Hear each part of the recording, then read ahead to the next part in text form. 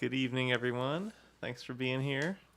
And thanks to anybody joining us online. We appreciate your being part of this event. My name's Levi Fuller. I work here at Jack Straw Cultural Center. I'm really honored to present these fine authors this evening. First, I want to start with a reminder. We meet on the lands of the Duwamish, Suquamish, and Muckleshoot nations and other Coast Salish peoples, past and present. The staff, board, and artists of Jack Straw Cultural Center acknowledge that we're living, creating, working, and playing on the traditional land of the first people of Seattle and the Salish Sea, and we honor them and the land itself with deep gratitude.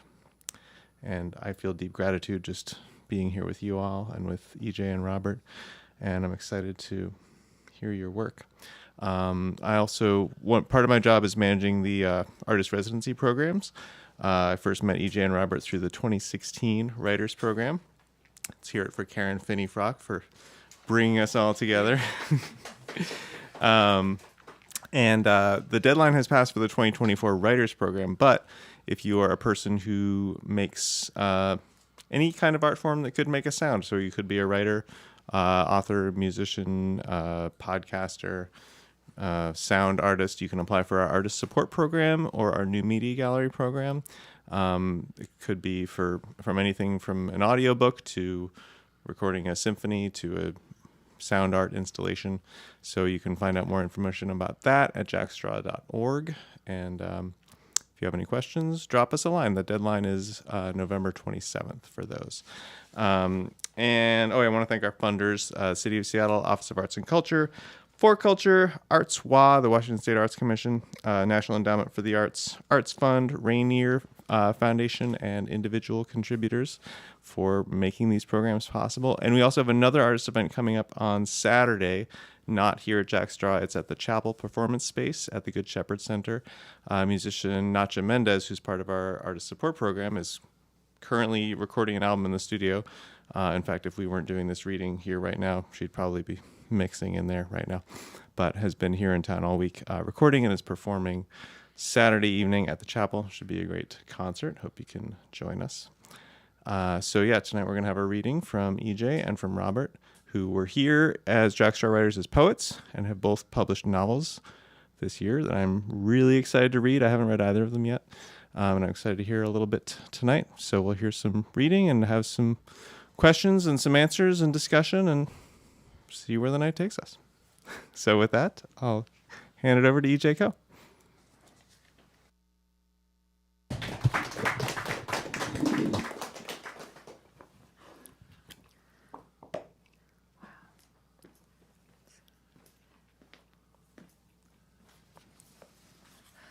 Thank you, Levi, for having us and for bringing us together tonight and opening this space. And thank you, Robert, for reading with me. I feel like I really came out here to hear you read, and so I'm really happy to open the night.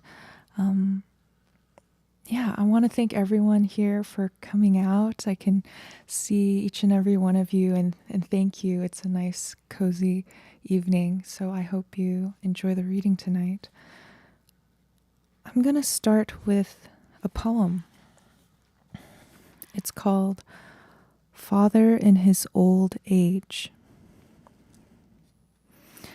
There is a Korean belief that you are born the parent of the one you hurt most. Watching my father use chopsticks to split chicken katsu, he confesses that I may be the reincarnation of his own father. We finish our waters in silence and walk home chatting about who to blame for where we are. He says the present is the revenge of the past. Revenge goes too far, I argue, and in our unhappiness, we both want to know we cannot pay enough. Pain becomes meaning. After this life, I fear I'll never meet him again.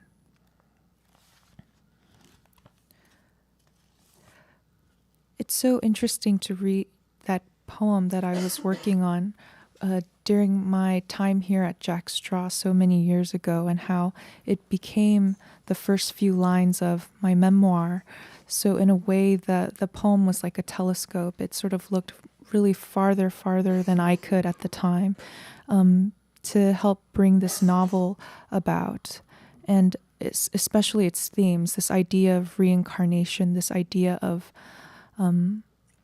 if we resolve our issues, then we can't meet each other again. I'm going to read a very short passage from the memoir, and you don't have to know too much.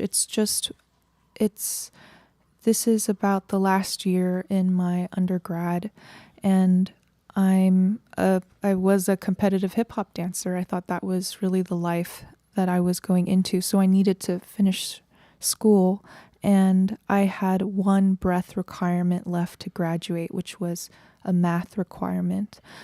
But I was really bad at math, and so the school counselor said, I'll let you take the intro to poetry.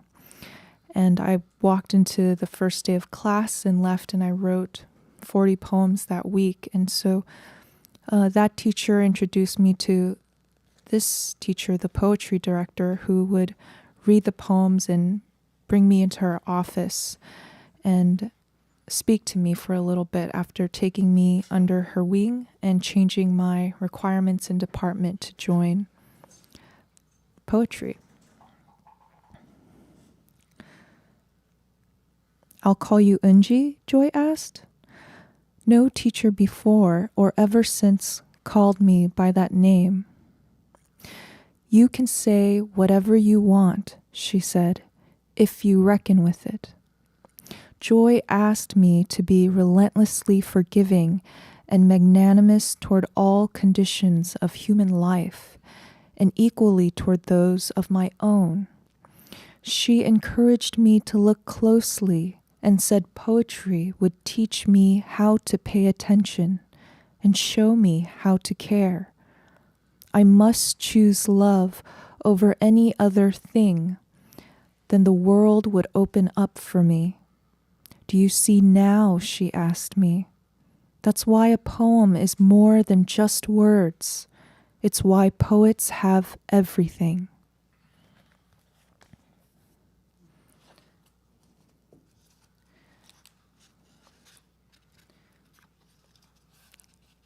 I haven't read this part of the novel before. It's just from the beginning with this character Johan in 1980s South Korea.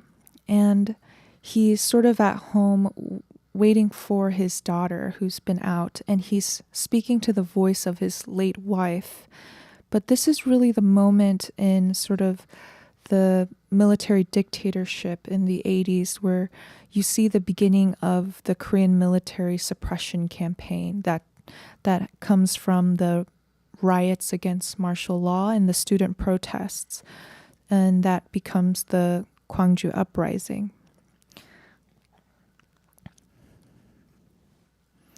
Curfew was 2 hours past.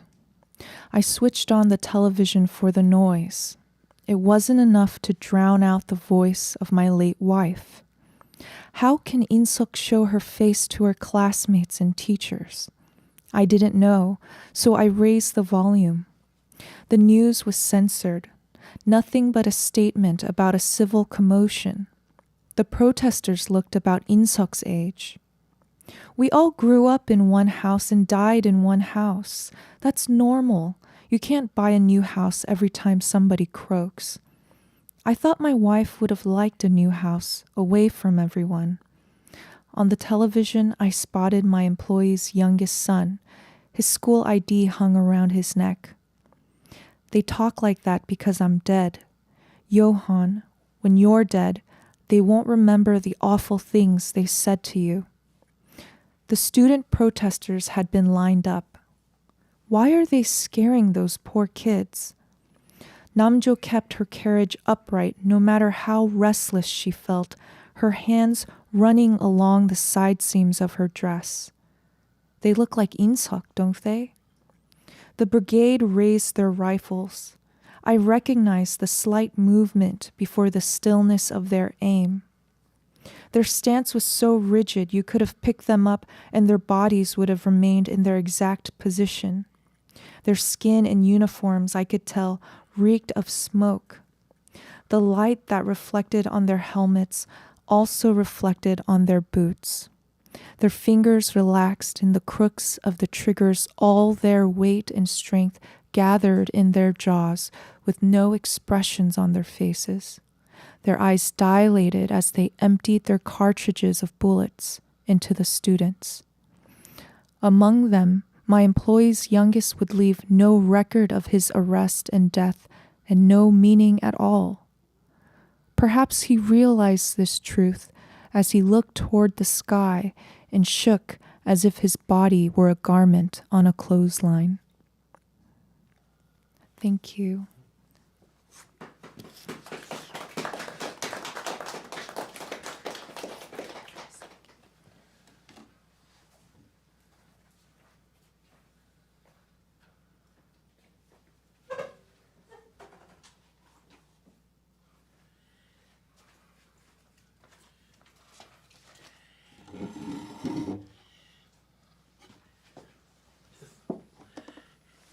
This one all right? Yeah. Okay. Let me get something to. A little adjustment. It's fine.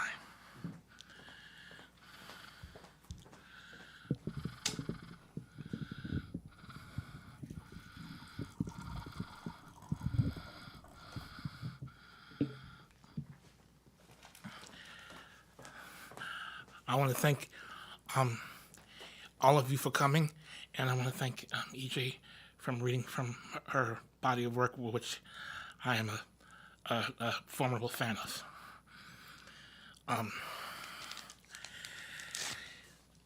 I just so grateful to be here at Jack Straw, reading from this wild book. It's called I Never Dreamed You'd Leave in Summer. It is it's an epistolary novel. I'll read the blurb for it to give you a little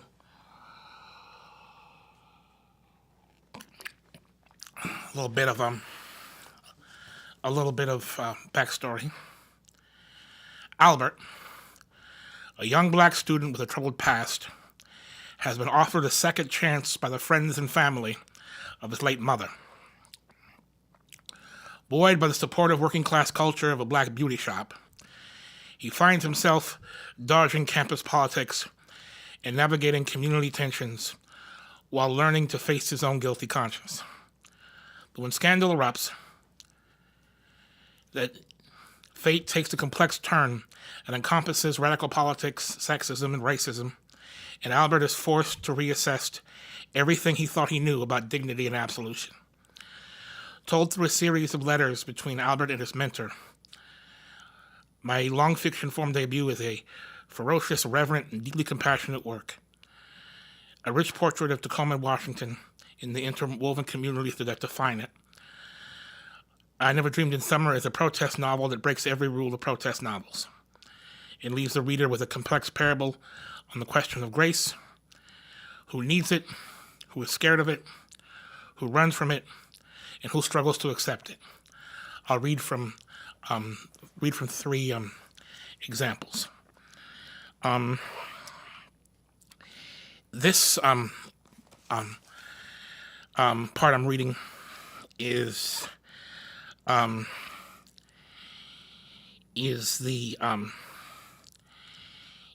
when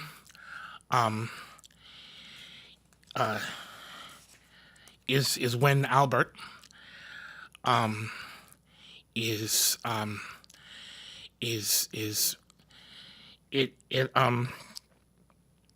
processing going to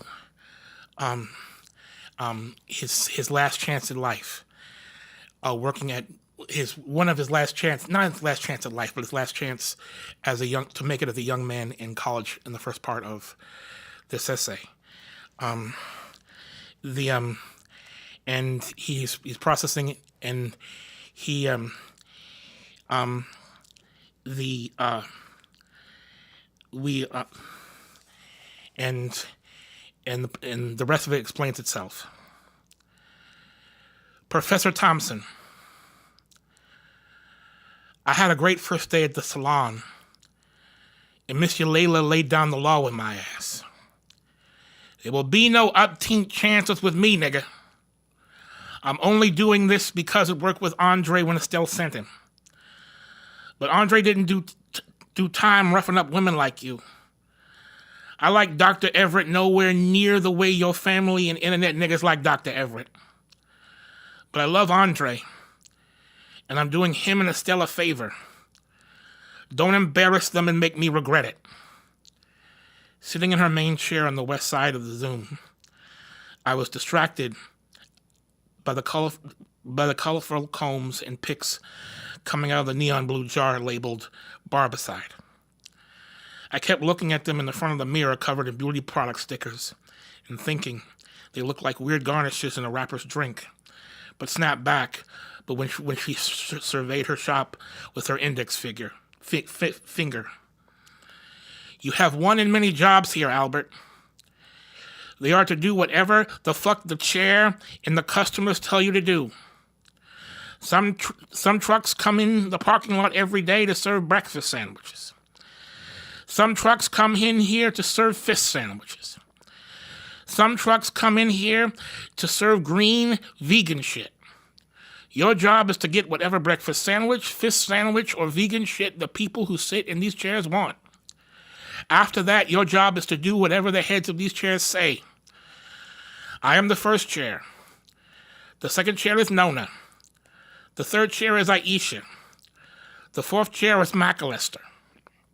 I will not be here at times because I have to oversee businesses at my shops downtown, the city limits, and on the east side. In that duration, Nona, who is what? The second chair. Correct. Nona, who is the second chair, will be your god as much as I am right now. Nona's gift with hair, customers, and creams has kept this shop afloat. Nona and Aisha run a book club here on Thursdays, and your job is to get them all the food and wine they need to get right. When Nona needs to go to Lowe's and University Place or South Tacoma to get art, you will escort her to make sure men do not corner or harass. If you give her any guff about Lowe's or her choices for art posters, I will cut the bacon off your back. I'm going to let you know that Nona used to be in a rap group. If you have any, or discover any aspirations to be an MC or make it in rap, do not ask her a single question about that rap group, or I will cut the bacon off your back. The third chair, which is who? Aisha, her daughter. Correct again. Aisha, who is a genius in making highlights with Skittles colors work.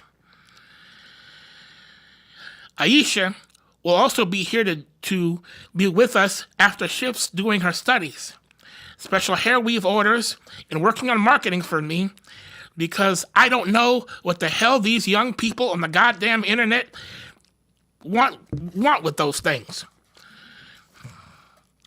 If you flirt with her the way you flirted with that Jewish girl or in the college, or flirt with her in any way, I will cut the bacon off your back. The fourth chair is who? Mick Lester, I said, as I scanned the black hairstyle guidebooks on the magazine table next to the couch. Wrong! She smacked her hand on the leather chair rest, snapping me back to attention. Phrase it with me. McAllister. McAllister. I sounded out the syllables as she did. One more time. McAllister. She gave the slightest nod of approval. McAllister isn't as good with hair, but she is brilliant at doing feet and weaves that my black ass is too old to understand. When you are with her, you will help her with the boxes that come in with the product that helps us keep the salon afloat. Your first job in the morning, when she goes to get plant ornaments and pots, is to make sure that they are clean every morning. McAllister walks our customers to the bus stop just in case men corner or harass. You will help her in this, and walk women to the bus stop just in case if they do, if you give her any guff about why they do, or that the men are just being nice, I will cut the bacon off your back. Macca Lester used to be a man, but came into herself in her journey.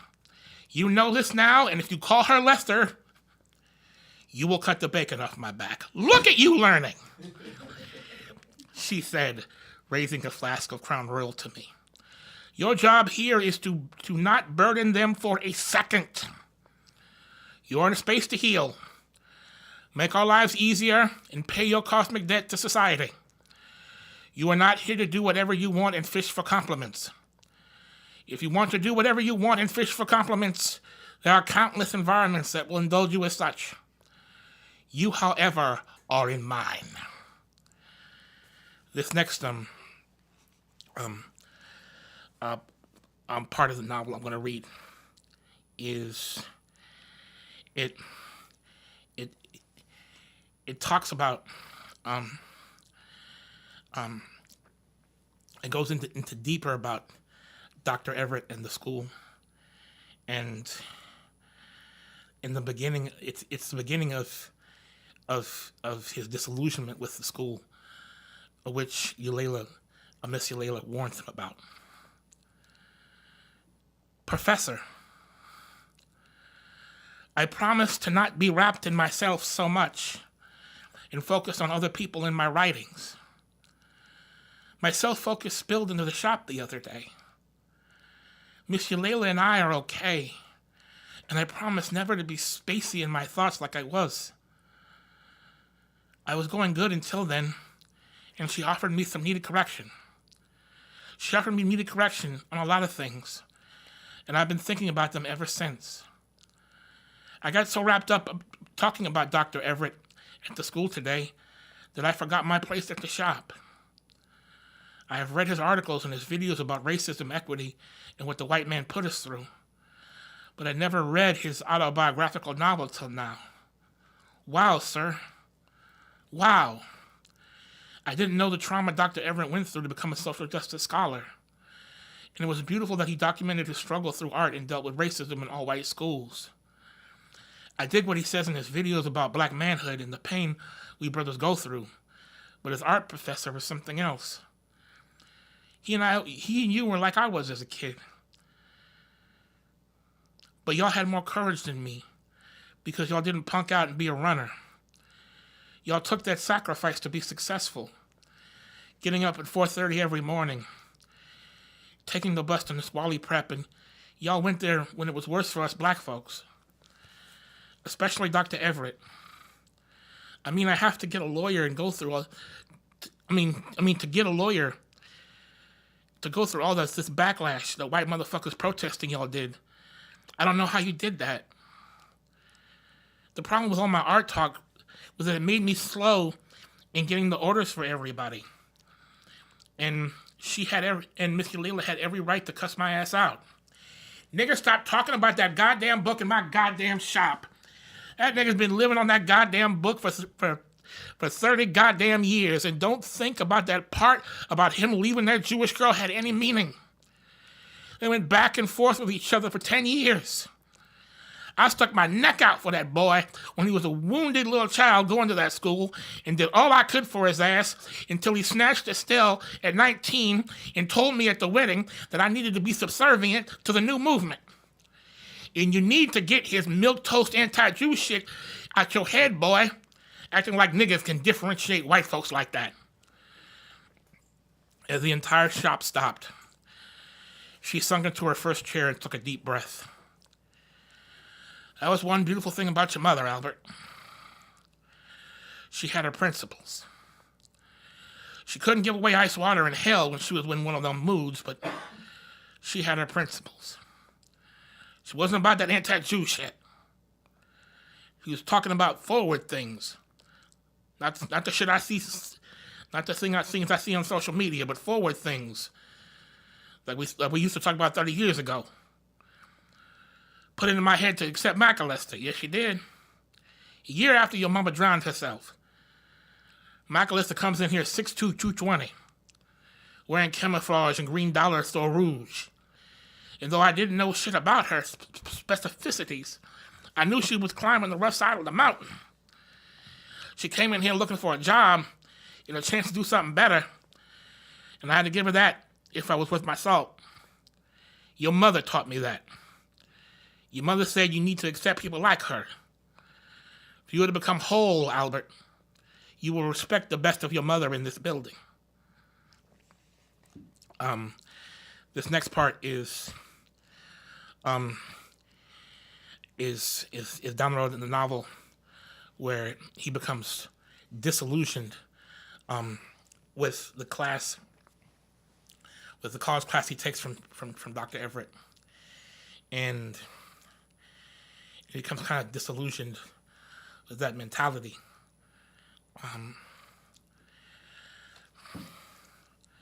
Professor Thompson. Yeah, I quit Everett's class. And this was before the interracial shaming list those students shared on Reed College Online. It's one thing to listen to these motherfuckers talk about white people every day. Now I gotta go to a collective prep school, to get on a collective prep school shit list because I didn't want to slap Judith with my dick. I've been around the book club and the discourse at the beauty shop so goddamn long to pretend that his let's feel sorry for activists who want to take pussy class isn't a waste of my motherfucking time. I can't say this enough, Professor. I'm the last nigga on earth to say that he and they don't have a right to be angry. I mean, I can have a bunch of motherfucking stories about the man in the Tacoma PD fooling my nuts when I was a 9-year-old boy. And if one gave a good goddamn look at the 30 open minutes of the day when they just rant about racism because Dr. Everett wants them to rant about racism, there are about 10 of them, those minutes, where they have credible points. I'm not immune to the shit of the world for us. I lost count of the black people who've been shot by police for some bullshit. And I've lost count of the number of white people who I've seen put them on trial for their own murder. But those other 20 minutes are kicking my ass, Professor. If the shop at hanging out with Judith taught me anything, is that you have to have antennas to take in the good shit in your life. Sometimes it's an impromptu after-work dance party. Sometimes it's a Joni Mitchell song that you want to listen to for the first time and want to know everything about. And sometimes it's a poem by Emily Dickinson that has a lot of dope images that you can lose yourself in. And if you say that in class, and if I say that in class, almost all of the time, 20 out of 30 people are going to call you an unwoke Uncle Tom. And 8 are scared to say anything. And the remaining 2 people are me and Judith. It doesn't stop there, Professor. Have you heard of Cancel Maya Angelou? Because I have. Or how about Cancel Gladys Knight? Or Cancel Shaka Khan? Or Cancel Stevie Wonder? And do you know every white poet who's made a mistake on race? Or what Negroes are holier than thou white folks who can afford to be in the squally think it's a mistake about race? Because I have. And it's all because of this class. For all the shit he talked about trying to change the syllabus and focus on his anger in our sessions, all he does is dump his stress, tensions, and obsessions that make me hate his house, and the students just want to talk about them all the time.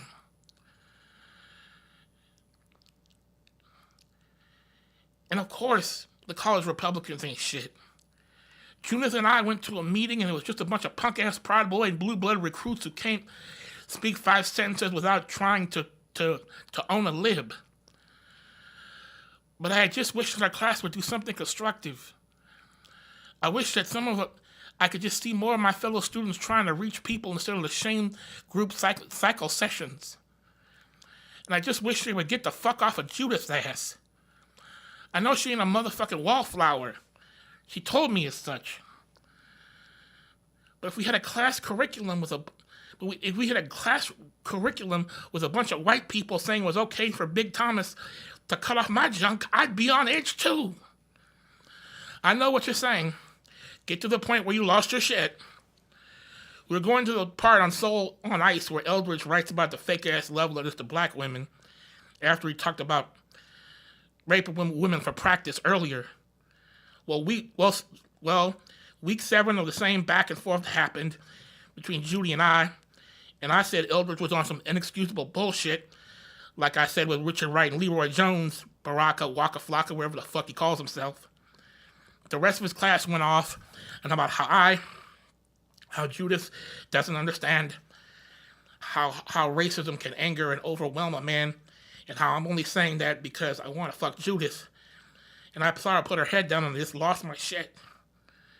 And yes, I got a little bent because of what you taught me about friendship and the idea of brothers being friends. If Judith needed a motherfucking friend, not a lover, but a goddamn friend. We usually spend an hour hanging out, but yesterday at the VF, she needed somebody to spend the day listening to her process shit. That's what she told me about her problems with her younger brothers being red-pilled hellcats. There was a thickness of shit that she had to work and process. That, having to be the mom of those kids till she was 16. And well, there ain't, she got some demons in her family. But, and I just wanted to listen to her. So when class went off the next day, I went in a little nuts because I was protective of her. I want each and every one of you Twitter niggas to hear me when I say this, I said, standing up and walking down the steps in front of the class. Ain't nothing going on. Ain't nothing going on. Ain't nothing gonna go on. If one of you motherfuckers drop your embargo on reading white women and read a psychology book, or pray tell, take your asses to therapy, you might find the term relationship dynamic. And this is me and Judy's relationship dynamic. My dynamic is I used to be an abusive, misogynist, anti-Semitic bulldog piece of shit to her in high school. That she has decided to be cordial and friendly to me reflects more on her character than it does on mine. And the key to our relationship dynamic is being healthy is none of the fucking y'all think is happening. Nothing. Nigga, get off your high horse, said Darren. You sitting here talking about some feminist shit, and you robbed a bunch of old ladies as a boy. You are the prototypical phony neoliberal male feminist. Central casting, nigga. Central casting. Oh, you're right, I said. I ain't shit. I will try to live down my bullshit to the day I fucking die. My point is that y'all niggas ain't shit either. You got a right to not like my black ass for what I did. And all the people in your family you complain about who don't like you because you say you're too woke for them got a right to not like you either. Cancel Maya Angelou? You want to cancel Maya Angelou 5 years after she died? You want to cancel Maya Angelou because you saw in a YouTube clip when she asked a student to call her Mrs. Angelou? You call that being mean to a student? Every nigga I know says that your ass doesn't have any home training. Fuck you, nigga. I'm not a dog. And if you knew as much as black people about black people as you say you did, you would know I didn't call you one. James, Mr. Cancel Gladys Knight. She went off on Colin Kaepernick. Who went off for Huey Newton? Who got a Rolodex of murder and rape beefs? You fucking tool of the establishment. I am? Is that right? You don't understand what the government did against black men who went against the system. You are a crazy-ass gangster in love with a white woman who doesn't understand a thing about COINTELPRO or anything about you and the Panthers. Or anything that I told you about the Panthers. Oh, I understand what you said. I understand what you said so much. I did some reading. I did some more reading than what you told me to. And if you had any fucking guts, you tell them that the same COINTELPRO that jailed Huey Newton was funding his apartment when he became a basehead who couldn't keep up his con. Bullshit. Bullshit.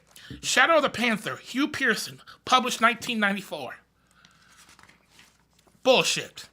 The party's over. Kate Coleman, New Times, 1978. Stop interrupting the class. Will you die for me? Flores Forbes, 2006. Eldridge's later confessions. Pick a year after 1975. Write them down if you honestly give a fuck about the truth, about black life as much as you say you do in this class. I don't give a fuck about black life. Nigga, get the hell... Dr. Everett scoffed. Nigga, get the hell out of mine. Get the hell out of mine and get the hell out of my life forever. And I skipped out of that classroom like Tupac skipped out of court in 93. I walked straight down to my hiding place in the school. A small little table on the beach past the train tracks in the man-made lake. It's more dirty and dingy than most of the park tables in class. But it's a place where I can be alone and tranquil. Most of the time, I eat lunch and talk to my mother. I talk to my mother because that's where she drowned. I sat down preparing to mediate and later composed what I was going to say to Mr. Layla when I heard a voice. You know how to make an exit, friend, said Judith. Now I got to figure out what to do. How about not being a stranger?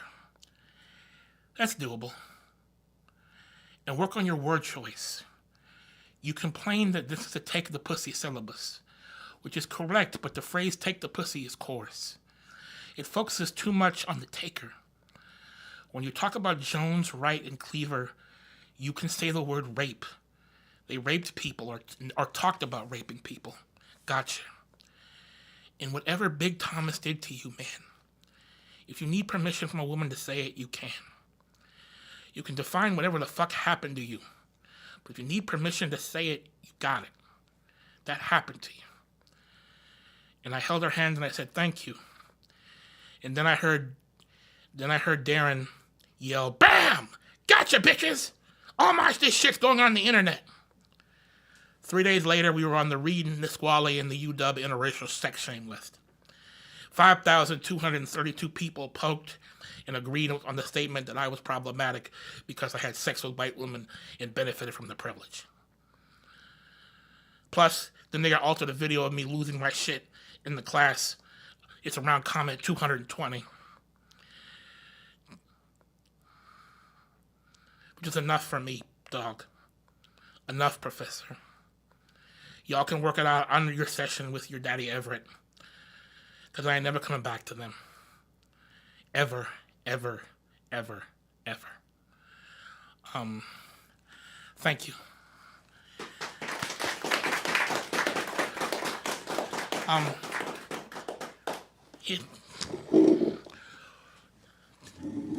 wanted to leave some time for questions. Do we have time for questions? Oh, yeah, for sure.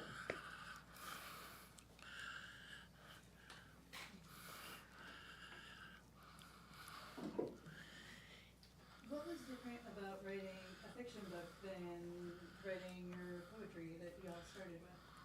This is a question for both of you.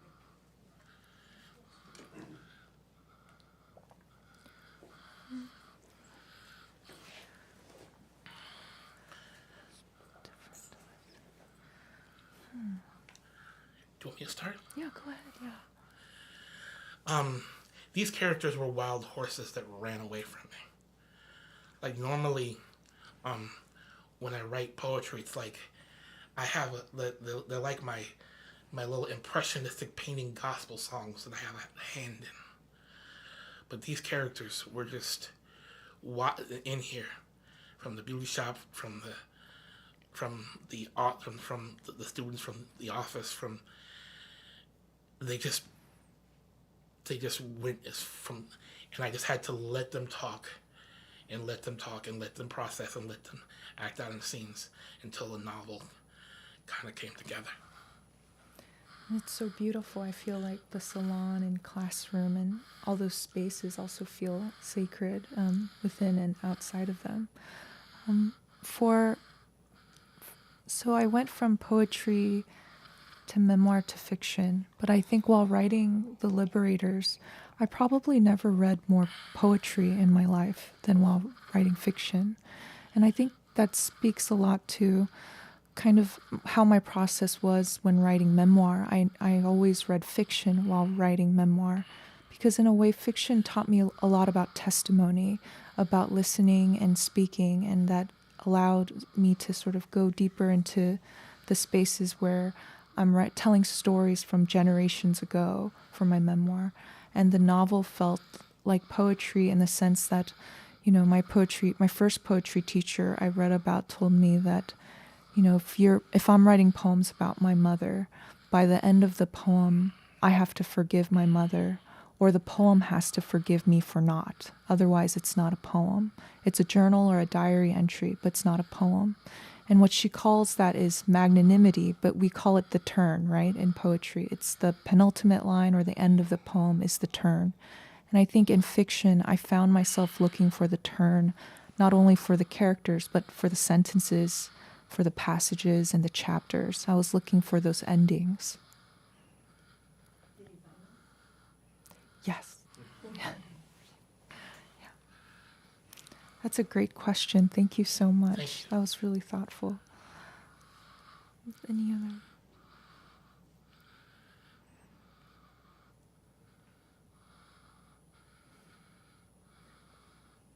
So, a lot of fiction writing comes from personal experience. When you went from a memoir to a novel, did you struggle with separating the experience from yourself, or did it still feed into the experience of writing? That's really interesting.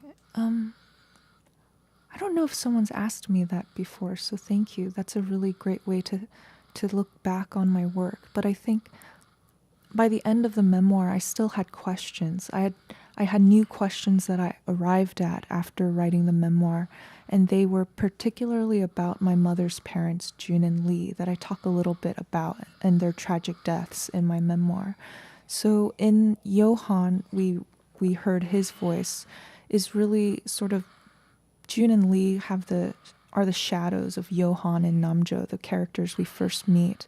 And they go on to sort of ask new questions and try to understand that period in South Korea at the time in the 80s, and how even amidst so much pain, violence, and grief, inherited and generational, how you can find someone and fall in love.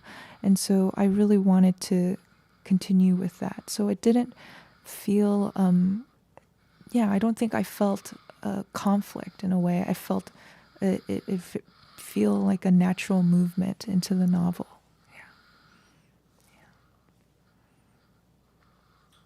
So I have a question. You were going back in time in history for EJ. Did you do a lot of research, and how did you find the time that you were going back to? I assume you went back to a war that you weren't necessarily in. Am I right? Yes. And I guess the question for Robert would be if there was research involved in your piece as well. So I'm just curious about the research of doing the writing. Yeah, that's a great question. For me, while I was writing the memoir, I think you might already know this. You know quite a bit about my process already. And thank you for asking more questions. I was working on the memoir while I was completing my doctorate work at University of Washington, which is Korean American Literature, History, and Film. And at the same time, I was writing the screenplay for Pachinko, the television series.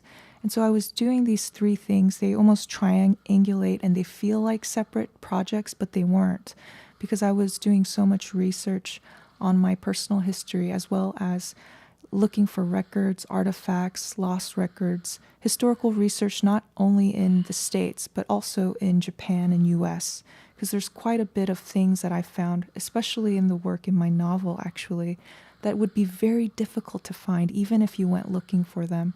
And that would be actually even hard to find in Korea.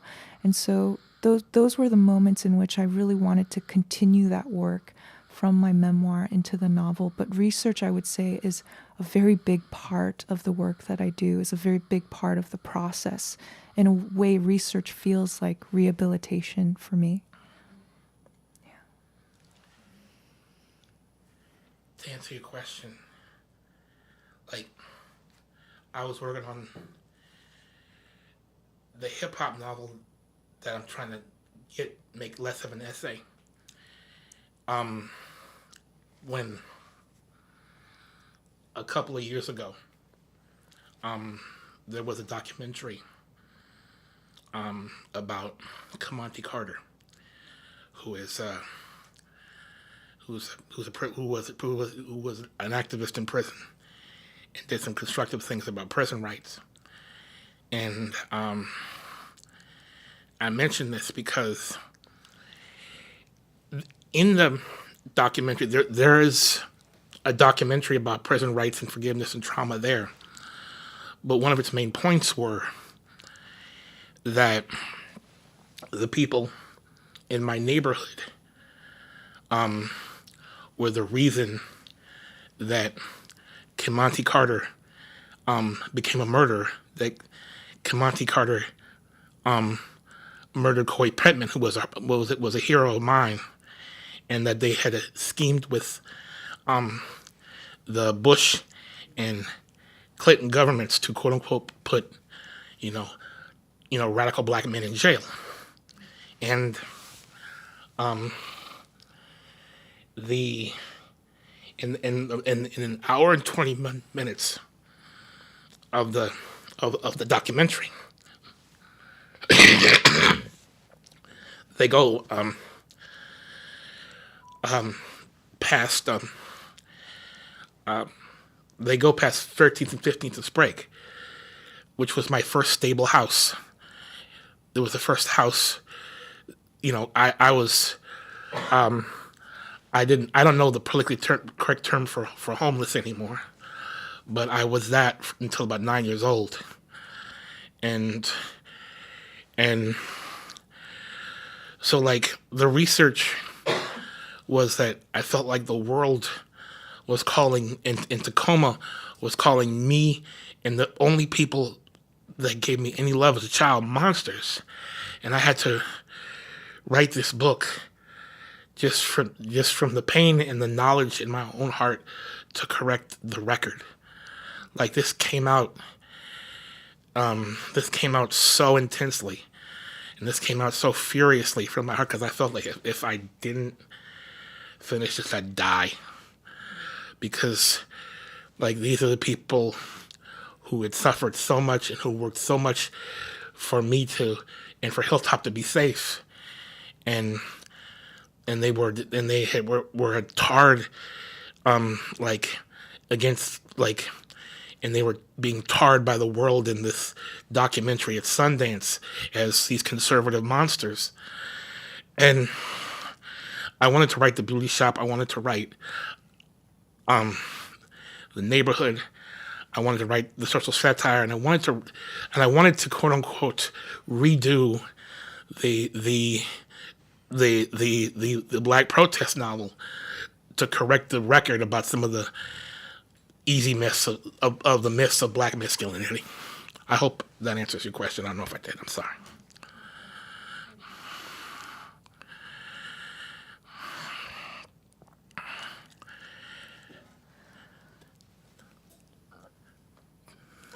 Okay, I think that sounds great. Thank you so much, Robert. Thank you. Thank you, Levi. Thank you so much. I appreciate it. Thank you so much. It's been an honor, and just I really appreciate this. Oh my gosh, it's such a pleasure to hear you read. Amazing tableau of that salon too.